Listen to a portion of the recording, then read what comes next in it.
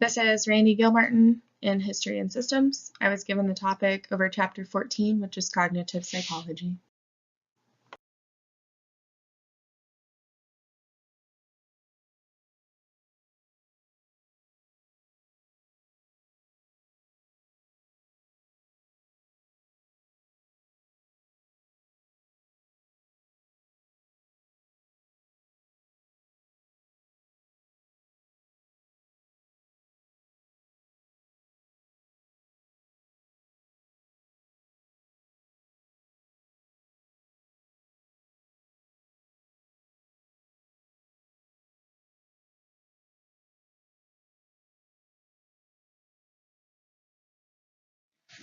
Cognitive psychology was thought to start within the 18th century. Throughout this history, you'll see many notable philosophers like David Hume and John Stuart Mill. Hume is most known for his rules of association. He believed that the brain was made up of two basic elements, one of which was impression. He said that these are our basic sensations, or the raw data from experiences. Second were ideas. Ideas he considered to be faint copies of impressions. So in short, our ideas are not quite as vivid. His concept, just in a summed up way, was that there are no innate ideas because everything within our mind is from impressions. Associations are what we perceive of how everything comes together. Hume proposed what is known as the three laws of association. Within these three laws was resemblance, meaning that one object reminds us of another, contiguity, which means experiencing things all together, and cause and effect.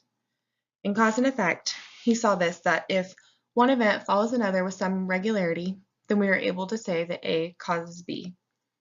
We are also able to say that B does not occur unless A does. The second of numerous noteworthy philosophers was John Stuart Mill. Mill believed that the mind was more active force in synthesizing our experiences. He argued for the holistic position, stating that complex ideas are more than just passive combinations of elements.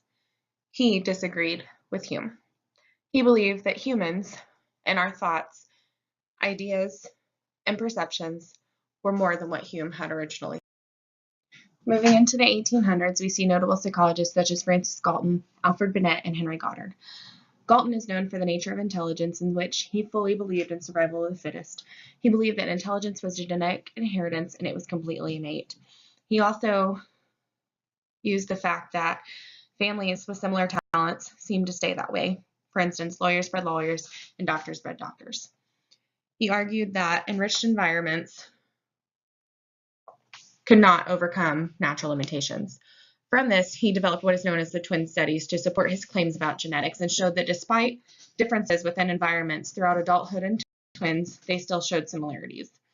This method was flawed because his wording in his questions were leading, and his interpretation was already clouded by his predisposition. He also coined the term eugenics, in which he referred to a variety of methods for enhancing the quality of a species, especially in humans. Next, we see Binet. Binet is known for intelligence testing.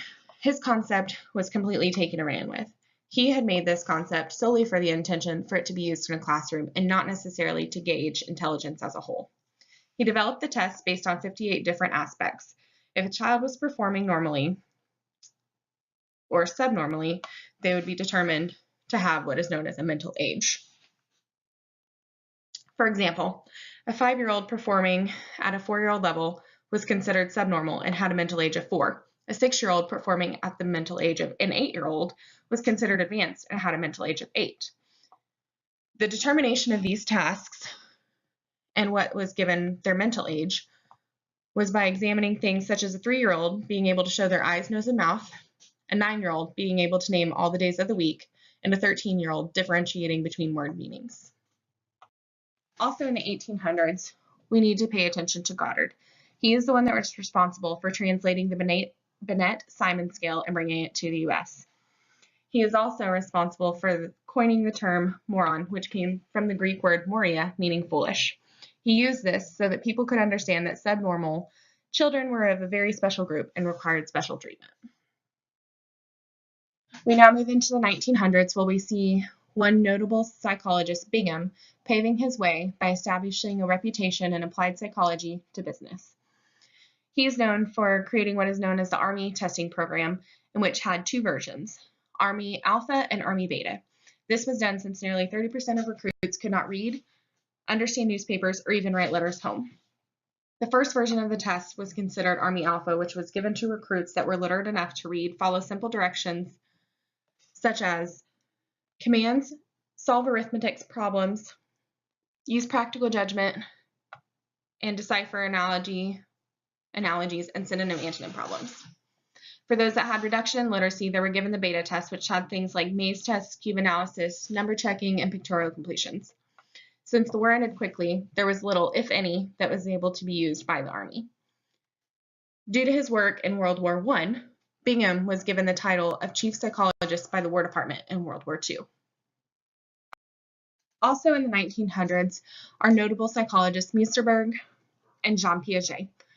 Münsterberg was Germany's rising star, and under the instruction of Wundt, he earned a PhD. He was then drawn to the University of Harvard by William James due to his prominent work and admiration from James. He was drawn to the lab with a promise of well-equipped laboratory and minimal teaching. His contribution is substantial in the growth of American psychology. He is known for forensic psychology and writing the book On the Witness Stand, upon which he explains why eyewitness testimony often fails. He is also known for abnormal psychology, the power of suggestion, and psychotechnics. Also in 1900s, one of the most known psychologists in the field of psychology is Jean Piaget. He worked with Simon and Binet, which is what piqued his interest in the minds of children. He observed his three children in 1925, 1927, and 1931, upon which he discovered object permanence by seeing if a child was searched for something that is out of sight. He also developed what is known as genetic epistemology, which was the study of the manner in which knowledge is developed within an individual. From this, in the 1950s, he established the International Center for Genetic Epistemology at the University of Geneva. Later, you'll see that he hits the 1960s and his reputation explodes. In the 1950s, we find what is known as the cognitive revolution. The cognitive revolution marks the biggest turnaround in the psychological field throughout history. Several ideas and concepts regarding the mind and consciousness in science were forever altered. In the 1950s, computer science and neuroscience was breaking through into the field, and psychology itself was being redefined as a whole. Psychology has long been overcast into the shadows of behaviorism, which made constraints and difficulties for the development on other psychological fields. Once people began to realize that there were other values within other psychological disciplines, people began to open up and realize that valid concern and need for further research was indeed a need. Cognitive psychology broke through the barrier and finally sprung onto the scene fresh in the US in the 1960s. Moving from the 1960s, ending 1960s, 1970s, and on up through the 2000s, we want to look at women in psychology. One specific woman, Eleanor Gibson, despite all of the struggles that she faced being a woman, paved her own way. She is known for her lifetime devoted to research. She faced struggle after struggle and shut door or open door when concerned Yerkers. She had ambition and attempted to work in Yerkes' laboratory on primates. Upon her meeting with him, which she asked if she could work with him, he simply stood up, walked to the door, and held open the door while looking at her, saying a woman would never work in his laboratory.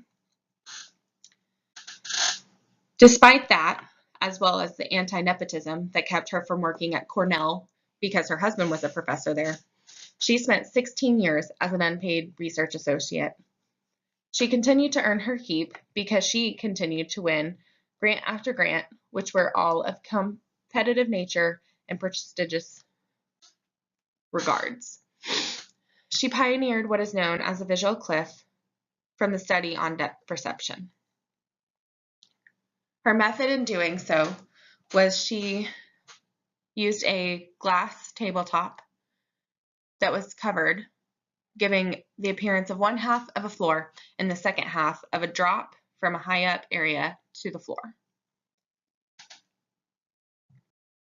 She started her study with mice and used different variations, such as mice reared in light and mice that were kept within the dark.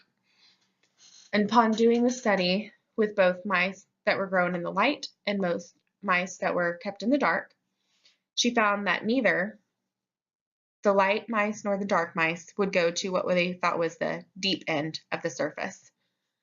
It was odd that they had the same results, so she continued her research with other animals. Upon repetitive findings, she then moved on to humans. She used infants from ages 6 months to 14 months. In this study, she found that crawling infants would not go to the deep end either, even if their mother was down there. From this, she is coined for using the visual cliff.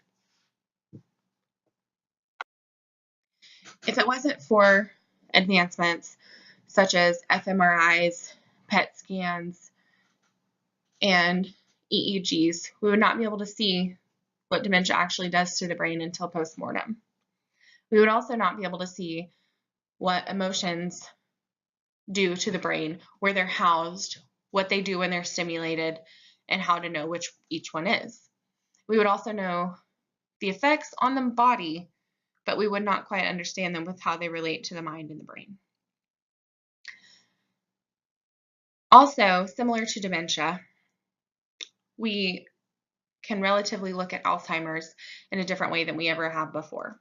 We're able to get scans of the brain, show advancements, and monitor them of how rapid they progress or how slow.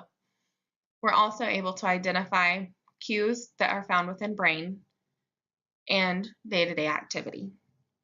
The cues found in the brain are only seen on our advanced neuroimaging machines that we now use. As far as brain powers, we've done several studies that show that brain changes as you age.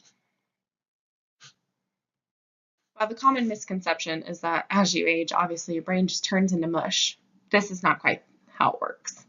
This is just simply stating that as you change, so does your brain, so does the way you think, so do your connective synapses, and the ones that you no longer use continue to fade away. As you can see, we've come a long way, and we still have even further to go. I look forward in finding what we have to come from here, what we find both in the brain field as far as physically and psychologically with our advancements.